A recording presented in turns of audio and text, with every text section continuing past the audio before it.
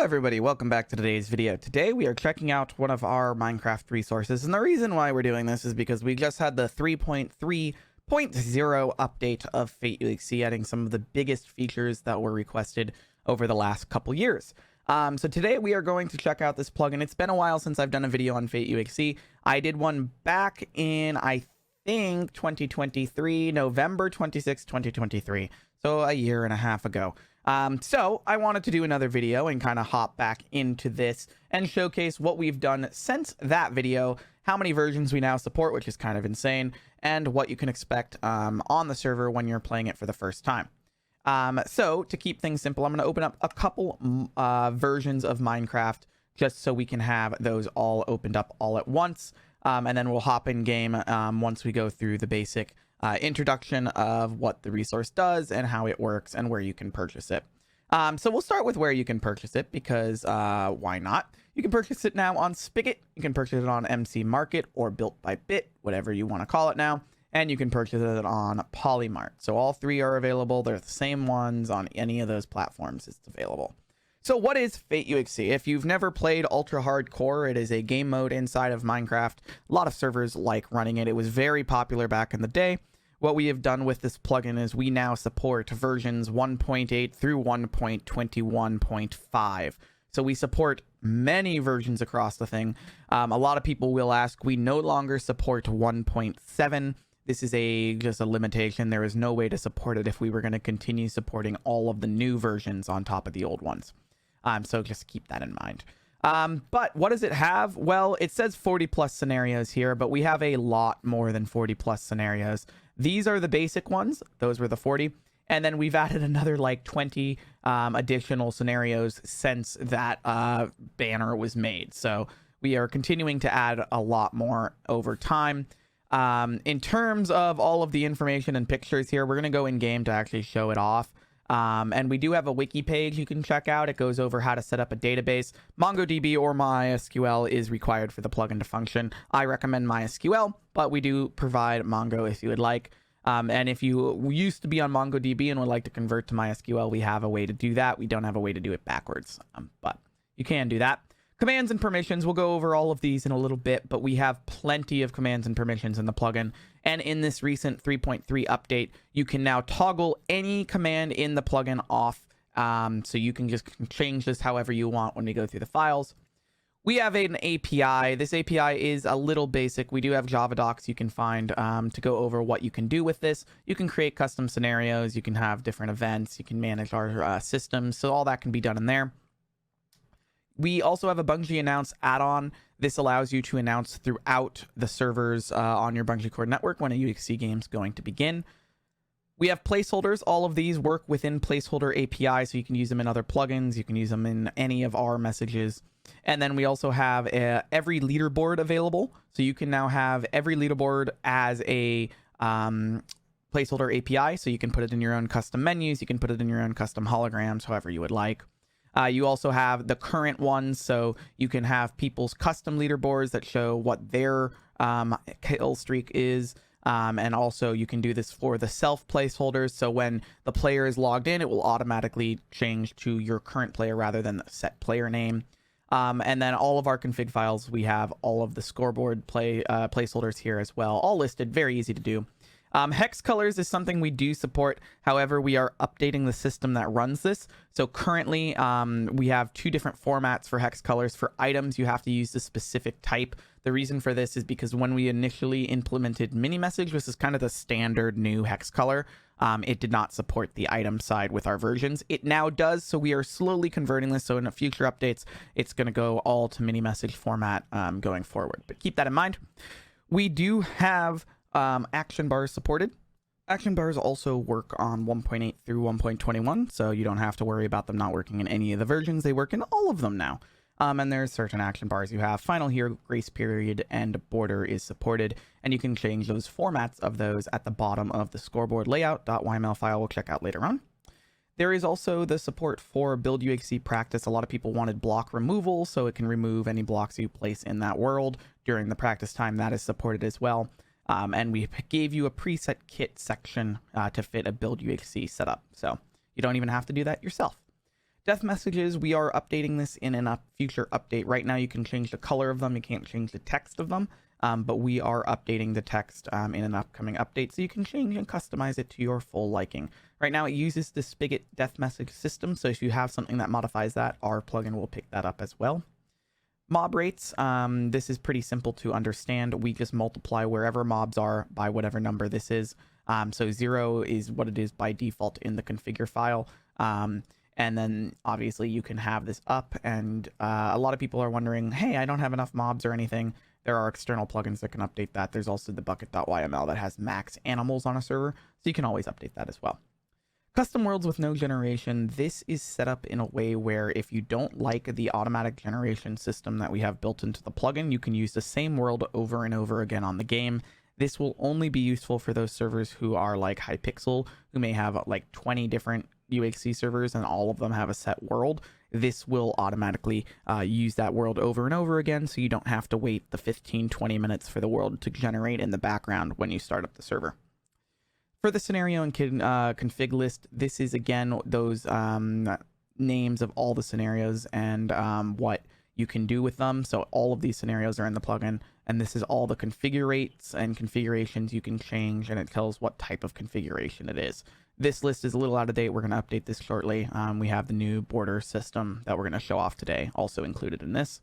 Default configuration files can be found on here as well, but it's pretty simple to go over. When we go back to our main plugin page here, you can see a lot of pictures. We'll go through this when we get into the game. But some other stuff that we have in here, alerts and reports are built in. There is a cosmetic system. I would kind of use your own if you want one. Spectators, moderators, parties, teams, all built in as well. You can save your previous configurations, use them again later. Combat loggers are built in. You can have auto start based on the number of players you have on the server or a set time. Scoreboards are in there. Point system if you want to use point systems. Chat formatting's built in as well. All of that good stuff. So only requirements 1.8, 1.21, something inside of those ranges, and you must have a MySQL or MongoDB database. Very simple. We also do not modify the world generation at all. We use whatever your default Spigot generation is. So a lot of people will use terrain control to modify our configuration of the world. You are free to do that if you would like, and a lot of people also use ore plus if you want to modify how many ores are being spawned in the world. We hook into that as well automatically. We just use whatever the Spigot uses, and you're good to go there. And obviously, the API and placeholders we discussed can all be found over on the wiki page. So very simple, very easy to do. When you throw this into your plugins folder and start it for the first time, there's going to be a lot of files in here that generate that you can start modifying. We'll go from the top. So the action bar.yml, very simple. It just tells you, can you enable an action bar? If they're enabled, which ones do you want to use? Do you have meetup enabled? If not, just keep that disabled. And you can set this up to your liking. You can also do this with the commands.yml, where every command in the plugin can be toggled on and off. So if you don't want us modifying the give command or game mode command, you can turn this off and it will just disable our handling of it. Sometimes servers like to do this, especially for when they're trying to create a custom scenario menu or something and they don't want our default one. You can modify this file to do that. The config.yml you actually never need to touch. This is a system that we use called World Border. It hooks into the back end of the plugin. This you don't have to change anything unless you really know what you're doing. Config management, again, the same type of thing. This is automatically generated based on what you do in game. So this will automatically update. Nothing you need to do by hand. Cosmetics.yml, this is where you can set up those custom cosmetics. So the cosmetics we actually are particle effects. So you can change the particle effect. So the effect name is flame. The item name for that is flint and steel. They need this permission, and it's this many points for the user to do this if you have the point system enabled. Not that many people use this, but we have a bunch of pre-made if you do. Remember, you have to change this based on your Minecraft version, so certain versions will not have these. This is a default 1.8 file. The data.yml is just for your database to be set up, so you can have that. I have 2 of them because I switch around, but you would only have the data.yml. Discord.yml. This is where you can put a webhook for your starting and winner, and it also lets you configure everything inside of those webhooks so you can translate the message if it would be helpful for you. A lot of people use this just to alert their Discord servers when a UHC game is going to start. GUI items. This is our phased out version of this. This just lets you change in the leaderboards menu the title of this In an upcoming update, every single menu is going to be configurable. So you can change every item, every name, every lore on every item. That's coming up very soon. We have converted about half the menus in the current beta build, and we are getting to work on the remainder. So this will be phased out soon and will be a brand new file, all just for menus. The items.yml file is every single item inside of the spectator, inside of the mod mode, inside of the lobby, inside of the practice. All can be found in this file here. So this is all your spectator items, what command it should run. Is it an action? So actions are menu items that it runs. So for example, an action for the Alive Players menu is to open the Alive Players GUI. All of that is preset in here for you. I don't recommend needing to change any of this. It's personal preference, but feel free to modify it if you would like. The language.yml file. Change every single message in the plugin. This is 90% of the messages. Some of them aren't in here, but 90% of them are, so you can configure this to your language or whatever you want to do. Very simple. Leaderboards.yml, once again, it just contains the location of the holograms. Don't manually change this. Use the in-game commands if you wish to put down the holograms. However, at the bottom of this, it gives you the ability to change what the language is and all of that. So you can change the language in here. Don't change the location unless you really know what you're doing. Holograms uses a plugin called Decent Holograms. It's free on Spigot. You just install it alongside FateUHC. Your license.yml, this will automatically generate when you purchase the plugin. There's nothing you need to do in there. Practice.yml, like mentioned earlier, lets you toggle block removal if you want to bypass any restrictions for picking up or using crafting or enchant tables. Keep this false unless you know what you want. And again, practice arena, what your max players are, should you kick to lobby, take fall damage, etc. It can be configured there. Randomizer.yml, again, another file you don't have to worry about. This will just automatically generate every single time you start the server based on the randomizer scenario. Scoreboard layout, configure every single scoreboard in the plugin along with the variables for anything else that you would like. So if you need to change the variables for the scatter, you can do that as well down here, and then that will affect the scatter part of the scoreboard above it. UHC configuration is going to be the main one. World management we'll go over real quick. Very simple. If you have a pre-made world seed, you can set it in here. Otherwise, it's none. If you set a world seed in here, it will use that seed every single time the world is generated. So if you have a preferred seed, you can do that as well. Now it's time to go through our main configuration file. I'm trying to keep this video a little short. I know we're already at 12 minutes. So the main configuration file is the UHC configuration.yml. This contains everything not contained in another file. So it's all the start messages, it's the chat formats, the prefixes, the vote system, where your lobby is, what the world names are. If you want practice, all the auto start, all can be configured in here. You have the option to use player balancer for sending players. You also have the option to have a fallback server. So when the server closes, what is the server it's going to send everybody to? What is your restart command? What is the reboot time? How long should it take at the end of the game to reboot? Should practice be automatically enabled when you start the server? This UHC world used thing is going to be determining how you generate the world. So if this is set to false, it means the world's already been generated. If it's set to true, it means on the next start of the server, the world is going to get generated. I already pre-generated a world for this, so mine is already set to false. Do not modify this unless you know what you're doing. Lobby location, set this from the in-game system unless you know what you're doing, and you can modify it manually, but the in-game command works perfectly fine. Should you hide lobby players, and if anybody should see lobby players, this is the permission that they will need. This fixed visual bug in invisibility is a problem with certain Minecraft versions. You can change this to true if it becomes a problem for you, otherwise keep it false. Should you remove the default join and leave messages, and what should those be replaced by? What is the format for different commands here? Send chords, relog when you relog into the server. Your chat format. If you want to use a different chat plugin, just disable this, but otherwise you can use placeholder API in here, use any of your plugins and prefixes from other plugins as well. Your chat prefixes for the host UHC mod and for teams. By default, teams will just go by their color of their team and the ID number of their team.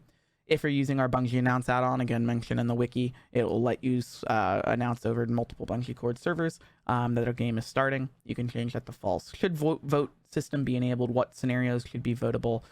In here, if you would like all scenarios to be votable, you literally just copy and paste that list from the wiki, and you would have a long list of all the scenarios you can vote for. This is where we actually start getting important information here. This goes over where your border will start. So your start border is wherever the border is going to be when the plugin initially starts. So your max border at the start of the thing will be 2000 by 2000, and that is Minecraft coordinates. and it will shrink up until 25 by 25 every 5 minutes. The color ID only refers to the color of the glass if using the glass border scenario. 99% of people are no longer going to be using this. However, if you want one, the default's red by 14. Shrink stream is how often the border will shrink at what size. So you can see we put 3,000 here. I always recommend about 1,000 initial on top of whatever your max border is, just so it generates up to that amount and doesn't cause lag if players can have a long render distance or anything. But very simple, it will go from 2,000 to 1,500 to 1,000 to 500 to 200 to 150 to 100 to 50 to 25 on the shrink. And you can add as many shrinks as you want every 5 minutes or whatever you set to this to in minutes. So if you set this to every minute, you want it to shrink, and you also want one that is 175 in here, you can add that in. So now it will shrink to 200 by 200 to 175 by 175 to 150 to 150 every minute. Go ahead and save that. If you make those changes, again, all the messages in here can be changed. World generator, keep this terrain control. It does nothing unless you actually have terrain control on the server. You don't have to worry about that. Starter inventory, don't mess with this in this config file. Go ahead and mess with it when you do it in game using the commands. Scenarios, flower power, it makes you can't speak. See, I'm talking too fast. It lets you pick all the blocks you want to block from being blocked in that scenario. So anything you break a flower, it will not drop either bedrock or a command block, but it will let you check these items. So it will let you check a red rose, a yellow flower, or a red tulip, and when you break that, it will drop any other Minecraft item that exists. UHC win messages, pretty self-explanatory there. Should the rules be sent? How often should they be sent? When you start the game, every 2 seconds. That makes the most sense to me. If you're using the point system, points per kill, point per win, I don't want to do that, so I'm going to disable that. Setting it to 0 will disable it. Pre-whitelisted players, pretty simple there. It's going to whitelist those players automatically. Should auto start be enabled? If you enable this, what is the required player? How many minutes should it wait? What is the timer once it reaches those minutes? Should auto whitelist be enabled? Same thing with the timer there. How long should it be enabled for? Message of the day. Do you want your message of the day to change on the server? This is very useful for if you're using something like Player Balancer and it checks the message of the day to see if the server is available. You can change, like, during the game, this is in the game, and make it so you can't join the game during that. Bungie auto announce, same thing as at an announcer, just it will auto announce it at these intervals in minutes based on the auto start timer. Nice location format. This is just which the format is laid out in all the coordinates. You can change that to your liking. Same with the sounds. Do you want the sounds enabled? What are those sounds? So you can even customize the sound. And then how much experience per ore do you want it to give you? Should it give sounds for that? Etc, etc. Should your config info when they run the command /config as a player show up in chat, or should it show up in a GUI? By default, it showed up in a GUI. But again, you can configure this to show only specific configs if you would like. Same thing with scenarios. Should it show the scenarios in chat, or should it just show in a GUI? By default, it's GUI. Bungie announced, again, in here, should it broadcast a message, help op cooldowns, thank cooldowns, report cooldowns, practice broadcasts, all can be configured in here. Kick messages, again, for kicking, if you have death kick enabled or anything, you can change this. You can change if it's translated in years, minutes, seconds, all of that can be translated as well. Should flower power not drop potions? Should it drop blocks? Should it drop apples? Again, all of the holograms that are inside of Time Bomb can be configured here for default normal, 15 seconds, 3 seconds, 2 seconds, 1 second. And same with safe loot holograms as well. Should bucket be used as a shutdown? Keep this false unless you know what you want. Use the world backup system again if you don't want to use our generation and use a preset world. Should you spawn a head-on death? Should superheroes have custom effects? And if so, what are those effects? Otherwise, it will just use the default ones. Should fallback be enabled? So when the server is over, it will kick you to hub.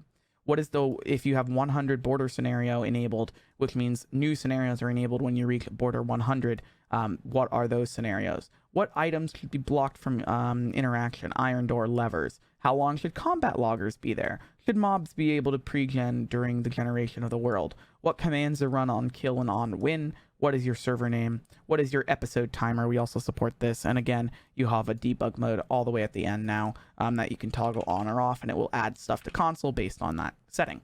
So that took 15 minutes to go through the configure files, but I think we're time to hop in game. What do you think? So let's go ahead and start the server. It's pretty simple to start the server. You just double click it and start it. Inside of console here, it's going to be in debug mode. So you're going to see a lot more than you would normally do. So you can see here it's saying error loading holograms. It's because I've never actually placed the holograms or anything. So you can see license is valid, debug mode is enabled. This will cause a lot of debug messages to be printed in console. So if you have debug, anything with debug here is going to show. Anything that doesn't say debug is what it would show normally. You can see world not used, handling loaded, start to create world seed is set to none. I don't have any. There's no world generator on the server. Don't have to worry about that. Generated the world. Continuing with world generation, set the date, clear, did all of that, good. We have started the sing. All of our leaderboards and holograms have been loaded. We're now using decent holograms since we have it on the server, and we're up to date. Very simple, very easy. All right, let's go ahead and hop in game, and I'll just show you kind of the default before we run a test game with a user. So we are in game here, and you can see that we by default have the tab message up at the top. It has a green name because we're in lobby. It shows our health. We have our scenarios over on the right hand side on our scoreboard, and it doesn't have any type of game set so far. So very simple. So inside here, you can see practice is not currently enabled. We can enable that shortly.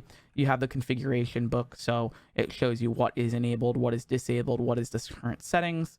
You have a create team. Obviously, that can't work unless you are in a party mode. You'll have your stats, so you can see your current stats, look at your games played, blocks mined, highest kill streaks. Same with leaderboards. You can view your own leaderboards, top kills, top wins. You can see that I was messing around and I had 9,000 points on one of the alt accounts, etc. View your ore leaderboards, iron, gold, quartz, diamonds, etc. can be seen in there. So it's a pretty cool setup in terms of just basic configuration. If we do /config admin, and obviously you need permissions, this is where you start configuring things. So you have a save and load config. This is where you can see that there's a default of rush UHC in here, and it will let you load, rename, delete, or load on enable. So this configuration file will be loaded every single time the game starts. I don't want that, so I'm not going to deal with that. I want to make my own. So if we go into configurations here, we can configure this. Is the nether going to be enabled or disabled? Is the nether time going to be enabled? This means how long it takes for the nether world to open once the game starts. What border are you going to use? So you can see I have glass border disabled, bedrock border disabled, but I have my Minecraft border enabled, and I want to use our new shrink. This is what we released in 3.3.0. So I'm going to enable this, and this means it's going to smooth shrink the border every single time it moves in. It's no longer going to do an instant jump.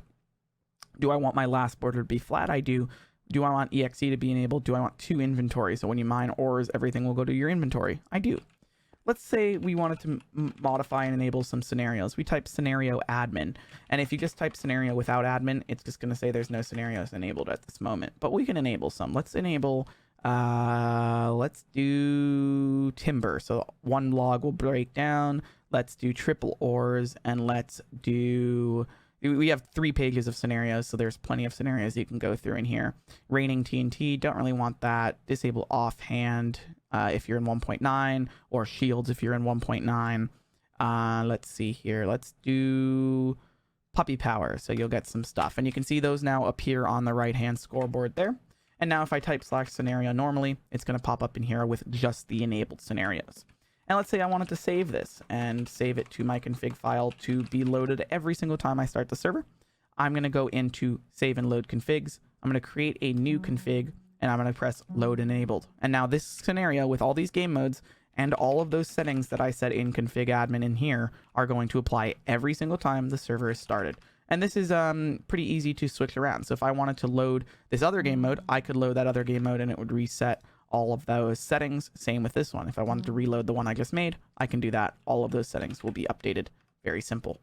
In here, you also have map management. This is where you can regenerate the map. It takes about 15-20 minutes. You can click to confirm that. You can set a custom seed in here, and it will give you that information right there. So this is still in beta. We're working to update it so you can have multiple custom maps. I'm also working on supporting for newer versions the slime world format, and that's what Hypixel uses to load maps pretty instantly from MySQL. So keep in mind that that's coming.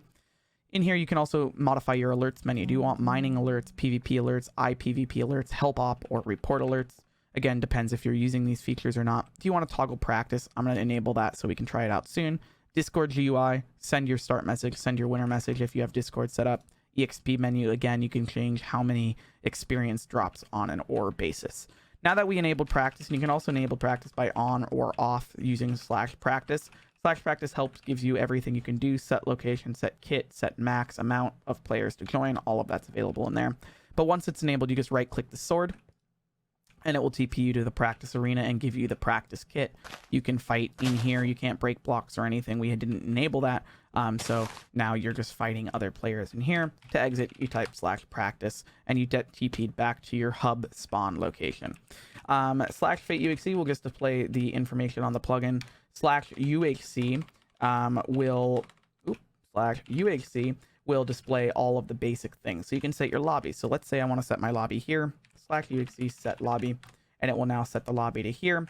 UHC locations is pretty useful for your mods and everything. It will let you TP to the UHC world, netherworld, lobby world, or practice world without having to go through the commands. So you just do that anytime you want to TP to one of them. If you are in mod mode, and it's pretty simple to enter, you can do /mod or /spectator. Both systems work the same way. So if you do /mod player, add or remove the player name, or just your /mod your username, so bjdev_yt, for example, I'm going to, oh, that didn't work. Interesting. So it wants me to do spectator. Okay, we'll do that. Spectator, my name, add. I guess. Interesting. Okay, well, that's a bug. I'm going to have to fix that. But I will just do this manually. Spectator, add my name. You can see I'm now in spectator mode inside of the UHC world. And in here, you can see live players, your configuration. You can configure random player, TP to a random player if there is one. UHC locations, again, open that map. Disable vanish. If you're a mod, you have this option. If not, you do not have that option. Teleport 0, we're at 0. You can look at players' inventories. Obviously, there's no players in here. And you can enable night vision and invisibility for any different views if you would like. So that is set up for spectators, and obviously mods don't get that disable vanish setting. And again, you can just run that same command, spectator remove. And again, there is a bit of a bug there where that won't let you do it. But we will work on that soon to make sure you get that working properly. So if you do UHC locations again, you can then TP back to your lobby world and get back to the main area. So obviously, this is where bug fixing and everything comes in. We're constantly updating this, so those few little problems we just discovered in the video that no one's ever reported will now be fixed in the next update, hopefully before this video even comes out. So let's go ahead and get our alt in here and show how the scatter system works. So when you have 2 players or more into the server, you can then run auto start or UHC start. So if I do auto start, we'll do 1 minute. It actually has to be at least 2 minutes ahead. So I'm going to auto start in 2 minutes. So the game is starting in 1 minute, 56 seconds. You can see it's starting over here on the side. The border is going to be set to 2000 to 2000. Obviously, you can auto start cancel if you want to go ahead and start it manually. And I can manually start it with UHC start. And it says you cannot start the game while practice is enabled. The reason we do this is because it reduces the number of teleports the user has to do. And then that reduces the lag on the overall server. So I disabled practice. And apparently Adobe wants to work on my licensing for some reason. And I run UHC start now, and it will say scattering. So it says scattering 0 players, scattered 0 players, time left 10 seconds. Now it's going to calculate, oh, hey, we have 2 players to scatter, 5 seconds between players. We're going to scatter all players in 10 seconds. It will give you the status in chat on how you're doing that. And once you're scattered, you're now going to be in the game world. And you can see I have 2 users in the game world scattered randomly. So we are in the game world here. It's going to read out those rules. You're not going to be able to chat unless you have permission. So my player has permission here, but if I use my other account, you can't talk until grace period ends. And obviously you can see the border in the distance there. So I'm near the border of 2000, 2000. I'm at negative 1800. The border shrink starts in 35 minutes and your final heal starts in 9 minutes and 40 seconds. So remember, with UHC, you never regenerate health. You're always going to be at the same health. And you can see our action bar working there at the bottom. So the whole point of UHC is to kind of dig up and do your resources and everything at the bottom. So obviously I'm right at the border edge here, and this is the Minecraft border. So let's say that we want our game to shrink the border even faster. So what we're going to do is I'm going to use an admin command to set the time. Set game time lets me bypass the game. So I'm going to set game time to 33 minutes in. So you now see our border is shrinking in 2 minutes, and we've skipped final heal and we skipped grace period. If you ever want to set PvP and force grace period, you can do UHC set PvP, and it will enable or disable PvP in the entire game world. Now you can see the border is shrinking in 2 minutes. and I am right at the border here. So I'm going to just go ahead and speed this up to 34 minutes. And you can see we are now 60 seconds away from this border moving. Now, the way the border moves in the original version of FateUHC is it would automatically teleport you into the next border when you do that. I'm just going to make sure my alt account is not at a place where it's going to run into trouble, and it is in a place it's going to run into trouble. So I'm going to TP my alt account to 060. 070.